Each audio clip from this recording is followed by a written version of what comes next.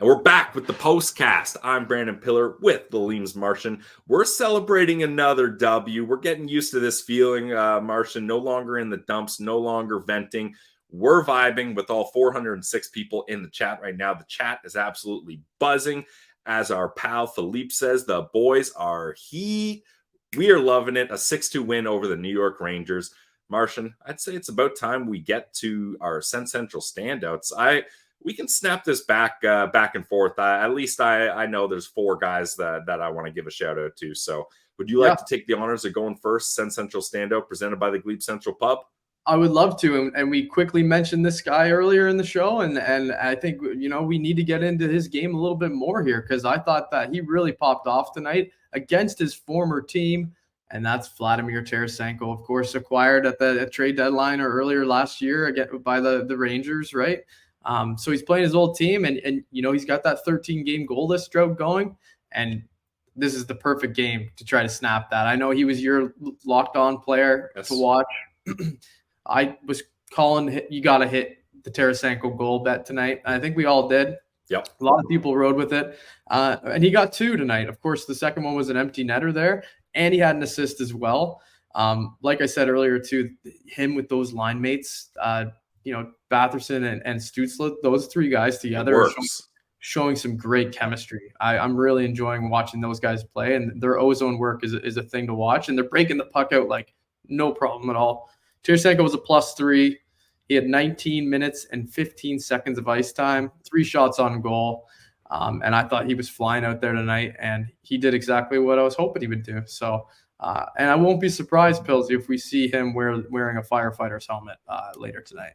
Boom. Well. I'm with you, Martian. I think he's my leading candidate for the fire helmet. People in the chat, let us know.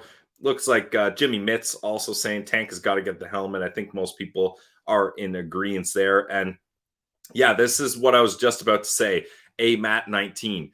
Isn't it funny that when they put Tarasenko with some offensive players that he gets 3 points? Yeah, weird when he's not stuck playing with Rourke Chartier, a 30-goal scorer can put up some points. And Martian, when Tarasenko was going down the wing for that assist, the whole time I was yelling, shoot low, give it a low shot. And he does just that. The perfect bank pass off of Shesterkin's pads, and Batherson puts it in. That's the thing about Tarasenko. He's not just an elite sniper. He's mixed in some playmaking this year as well. Yeah, he's got, 12 assists on the season here already? So he is, yeah. And a lot of them have been beautiful primaries. And tonight's was a great example. Like that hustle up the wing, man. He's still got some good wheels on him for an older player, right? Yep. So I thought Tarasenko had a fantastic game. Who do you got, Bills? All right, I'm going with Claude Giroux, a goal and an assist. He finishes with +3 rating, 6 shots on goal, which for Claude Giroux is quite a bit. He plays 21-24 ice time, most among forwards in Ottawa, 2nd or 3rd on the team. And what I like most, you guys know, in the postcast, I love talking about face-offs. 70% in the dot, 7 for 10, up against the top face-off team in the league. That's exactly, honestly, this stat line is exactly why the Senators brought a guy like Claude Giroux in. They needed help in the face-off dot. He goes 7 for 10, 70% up against the top team. They needed a guy that could work with some of these players like Brady, and he helped Brady tonight as well. I thought Josh Norris got going too, so that's a line I like as well. And there was a goal, I believe, I'm just checking my notes here. I believe it was the 5th goal. Yeah, Giroux, and I think Ross tweeted out the video of this. Maybe this was even your clip, Martian. I should credit you. But Giroux keeping the puck away from Trouba in the corner for like 5 to 10 seconds, an absolute battle. And Trouba's a hard guy to battle up against. He keeps it. He gets it to Branny. Branny then slides it over to Zub. And then Zub has the shot. His stick break banks on the boards, and Brady taps it in. Like, that play by Claude Giroux is so underrated, and it's too bad it's a pass removed from getting an assist. But it's just all these things stacked up together is what makes Claude Giroux such an amazing player. And it's nice to finally get to kind of see him in that light. I feel like for the last little while, he's kind of been invisible, even though he's quietly putting up points. Like, that was a classic Claude Giroux game. Yeah, and I hate to give Ross too much credit here, but his old comparison of Daniel Everson and Claude Giroux's play being similar to one another, that was just another example of it. We know Elfie's the keep away king, right? And his board play was nothing not too bad itself. So I think, yeah, for sure. Claude Giroux, he's just all around still really great. That hockey IQ gets a lot of work done for him, but he's putting the body through the ringer too, right? He's not shying away from any battles out there. Yep. So I liked his game out there tonight too. Yeah, and his trainer and guest of the show, Tony Greco, was in attendance for the game. He even filmed the first goal where G got an assist. So maybe Tony's got to get out to a couple more games. Gives Drew a little boost there. So you love to see that. Martian, your next Sens Central standout presented by the Glebe Central Pub. Yeah, and we touched on this guy a lot earlier in the show, so I'm not going to go too deep into it. But it was captain shit out there tonight for me. It was Brady Tkachuk from the start of puck drop to all the way through the entire game. He was just giving her out there. He was getting down low. He was scoring goals. He had 2 of them tonight, +3. 66% in the faceoff dot himself, which probably means he only took 3 draws, but even still, 2 out of 3 ain't bad. And he was trucking around out there, man. The net front action, and you were talking about Giroux doing all the work down low on that one goal where, well, like Brady Tkachuk, man, he's doing a lot of work out there too. Oh yeah. Down low especially. So it's good to see him in fine form and getting a couple goals out there and getting the boys fired up too. So I was loving Brady's game out there. That's playoff Brady Tkachuk right there is what you're looking at, because that's the kind of game that he brings every night, even in the regular season. I can't imagine what it looks like if he tries to take it up a notch from where it's at right now. And the other thing too, I don't know if you noticed it, but he had a pretty stoic interview in the first intermission where he didn't really say too much in that. And usually, in those interviews, he's pretty engaged and kind of a fun loving personality, but he was all business in that interview. And that was kind of a sign to me. I'm like, oh, he's all business out there tonight. Yeah, he was dialed in. That's for sure. Yeah. Another great game by Brady. And yeah, like you said, Martian, like, oh man, we got to see this guy in the playoffs. Not only will he elevate his game, but going up against the same team in a 7-game series. I mean, they even up against the Rangers, like these guys would hate him in a 7-game series. We got to see it. God. No, they would want to rip his head off. He would be a lot to handle over 7 games. The defenseman especially would be like, come on, not him again. Yeah, constantly having to go out up against him in those battles would be crazy. I do want to obviously give a shout out to Forsey, but I feel like we've been giving him his flowers properly here, so I want to give some shine to some of the unsung heroes. Well, maybe unsung heroes, probably not the correct term for this guy, but my second Sens Central standout going to be Artem Zub. I thought Zub had a great game. He had 2 assists, both on Brady goals. The first one, an absolute laser from the point, and Brady gets the tip. And then the second one, his stick explodes, goes off the boards. Brady banks it in. And the moment I also wanted to talk about Zub, classic all-time Zub moment. He trips Panarin, and then Panarin trips him, and right away, Zub doesn't even wait around. He's not waiting for a call. He goes right to the box, and the penalty guy's like, "Oh well, I mean, Zub clearly thinks he has a penalty. I'll open it for him." He starts going in, and the ref's like, "No, dude, it's like you didn't get the penalty. Like you're making me look silly out here. Like what are you doing? Like get out there." And then he heads back to the bench, and the guys are just giving it to him, and he's having a couple laughs. So I feel like that wouldn't happen to many other guys on the team, like voluntarily going into the box. Like that's just Zub. That's just cute Zub, doing what little Zub does out there. Yeah, you said it. That was an all-time classic Zub moment. I think that we'll remember that one because it's not very often you see a guy volunteering himself into the penalty box without actually being told that he's got a penalty. He just assumed, and he's like, "Okay, Panarin went down. I'm going," and nope, it was the other way around, buddy. And the guy opening the box for him too was especially funny because he's like, "Yeah, I think he's coming in here." So yeah. He was just lonely, the penalty box attendant. And also, Artem Zub, team high in ice time, 24-42 in ice time. So that's a guy that they really relied on in this game. And as Jimmy Mitz says, Zub, the most interesting man on the planet. We formerly called him the mythical beast when he came over. He chose the Ottawa Senators. Don't forget that. And then DJ Smith famously kept him sidelined for 2 weeks while the team sucked. And then, hey, maybe we should play this guy. And it's been a lot better since then. So you'll love to see that from Artem Zub. Did you?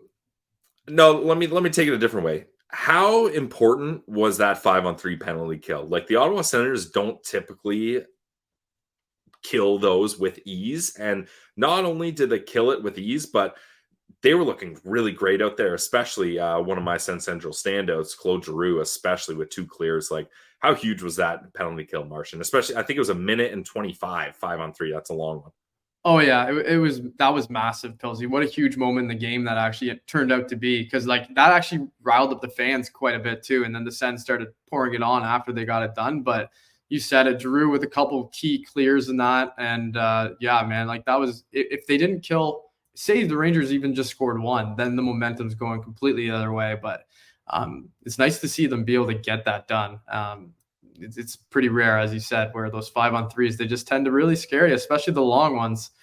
We've seen 1 or 2 go in, after a 5-on-3 here before. So hopefully, I mean, they did a great job. So hopefully they can just keep the penalty kill going. Did you notice they switched Davis Payne and Capuano around?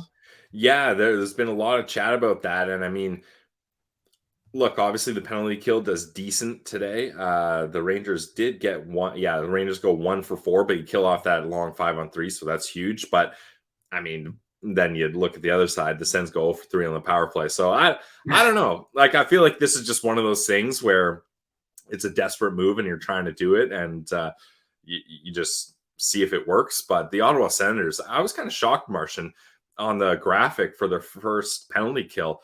27th in the league PK percentage. Like, I knew it hadn't been great lately, but I didn't think it was down in the dumps like that.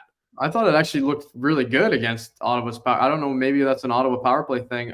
I was kind of mentioning it in my little intermission calling shows that I was doing earlier, that this, I think the book on the other team, for the other teams to kill the Sens penalty or power plays, is to really put a lot of pressure on them quickly, because the Sens have a ton of, I know a lot of teams do, but they have so many set plays that they like to try to make happen. And all they're doing is they're just trying to force that play all the time. So they're always trying to get to the perfect spot, where I feel like if they just start using their instincts, they're all really good players. Just find the open man and make a play that's there, right? Instead of trying to force these set plays. And I think when the other teams are looking at that, they just go, oh, if we just attack and kind of clog those lanes and not let them, do what they want to do, then things kind of get out of whack for the Sens on the PP, and it's usually an easy clear. But I like the break-ins on the power play right now too. They're actually breaking in really fast. I don't know if you noticed, they like have like 2 or 3 guys streaking usually. Yep. And the other 3 guys up on the blue line, and then the 2 guys streaking, they either dish it off to one another. It's usually Stützle with the puck, or they just, quickly dump it off to one of the guys who's on the blue line there. So it's like they've been entering on the power play pretty easily. I've been noticing. Yeah, I would agree. The break-in has been better, and Timmy hasn't really had kind of any of those egregious giveaways when he's trying to carry the puck into the zone very often, at least recently. So that's been nice. I noted there was a couple times where he just danced in there all on his own. So you love to see that. Another weird moment was I think it was after a penalty, and there was a loose puck going towards Shesterkin, and Joseph would have had a breakaway, and Shesterkin comes all the way out to the blue line. He was lucky there wasn't a collision there, because Joseph was going full tilt, and I don't think was ready for that at all. But you know what? As a Dominic Hasek fan, I knew you were going to go there. I love that stuff. So I love the balls on Shesterkin to go for it. It's a risky play, but hey, it's one of those things. And my goalie coach always told me growing up, if you're going to do it, you have to do it. The second you hesitate, like, either fully do it or fully don't. And Shesterkin, there was no hesitation there. He went for it, but luckily that didn't result in something worse. Whew. Yeah, and he came so far out, all the way to the blue line. He was at the blue line. Yeah, like right there. That's just insane. But yeah, it was lucky that there wasn't a collision there. I thought as soon as I saw Shesterkin, I'm like, oh, MJ's going to scoot around him, no problem. But he just kind of came out of nowhere, I think, because man, that speed that Matthew Joseph is showing these days, it's great to see, because that's a huge part of like the whole team's game right now, is just like him flying around and creating speed. They're playing fast, which is nice to see. This game was nuts at points, Pilsy. It was wild. They're like that first period and most of the second period, it was just back and forth hockey, and it was just like fast break, odd man rush. It was like nonstop, just action after action. I think Mike Johnson on the broadcast at one point said, I don't see 3-on-3 overtimes with this much action. So honestly, you just knew it was one of those games that was just like super fun to watch. So I'm happy for all the fans that were able to see that one in person, because the CTC on a Tuesday night is always a good place to be when the Sens are winning. Yep, especially a commanding 6-2 win over the New York Rangers. The Senators, don't look now, 2-game win streak, outscoring opponents 8-2 after a 2-0 win over the Seattle Kraken, and now a 6-2 win over the New York Rangers.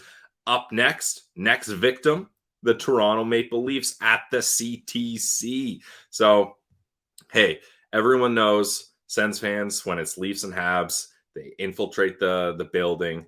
They try to take over. So get to this game. Ross is going. He's making the trek all the way from Winnipeg. He's bringing his buddies. They're going on the GCP shuttle. So get out there and cheer for the boys.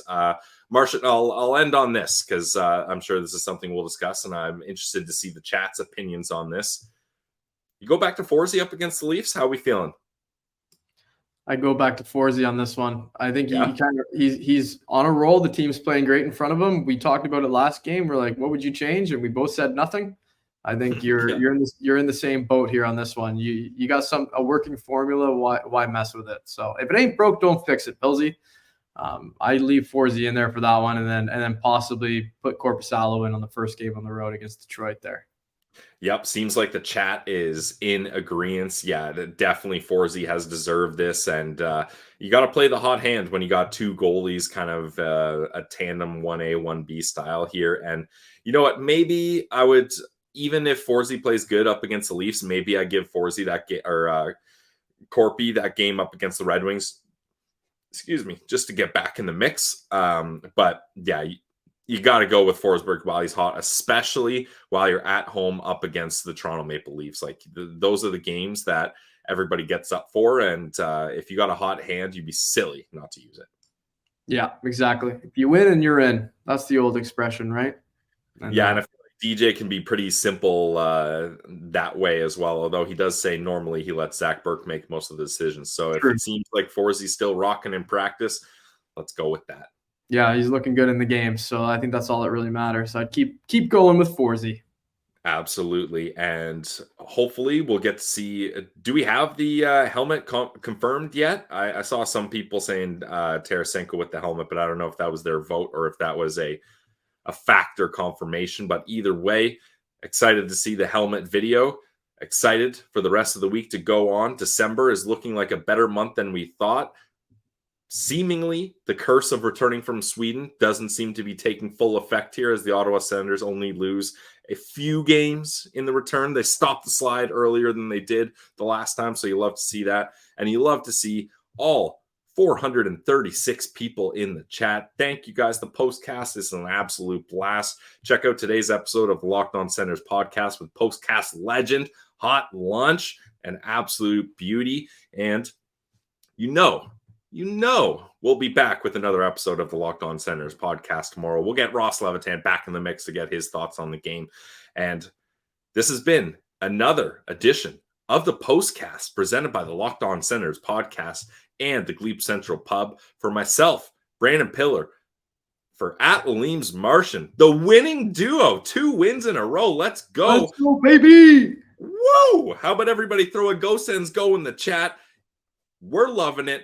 In the postcast, we venture, we vibe. We're vibing, baby. A 6-2 win over the New York Rangers, best team in the NHL. We took them down at the CTC. Thank you, everyone, for being in the chat, for supporting the podcast. Check out tomorrow's episode of the Locked On Senators podcast on YouTube, on Apple, on Spotify, wherever you guys get the podcast. You guys already know the drill. I don't have to tell you that.